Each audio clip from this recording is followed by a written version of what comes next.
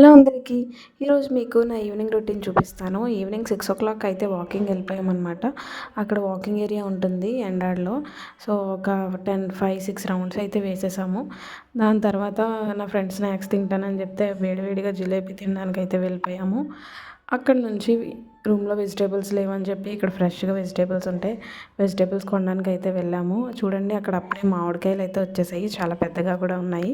ఇంటికి వచ్చిన తర్వాత కొంచెం ఫ్రెష్ అయ్యి మళ్ళీ వంట అయితే స్టార్ట్ చేశాను. సో, ఒక సైడ్ రైస్ కుక్ అవుతుంది. ఇంకొక సైడ్ రసం అయితే మరిగిపోతుంది. ఇక్కడైతే నేను మా చెల్లికి, నా ఫ్రెండ్‌కి అని చెప్పి సింపుల్‌గా అయితే ఎగ్ బుర్జీ త్వరగా అయిపోతుంది కదా అని చెప్పి ఎగ్ బుర్జీ అయితే ప్రిపేర్ చేస్తున్నాననమాట.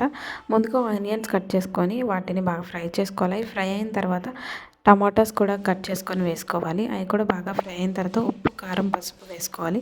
దాని తర్వాత 2 ఎగ్స్‌ని అయితే పగలగొట్టుకొని వేసుకోవాలి. అందులోకి కొంచెం ధనియాల పౌడర్‌ని వేసుకొని వాటిని బాగా ఫ్రై చేసుకుంటే ఎగ్ బుర్జీ అనేది రెడీ.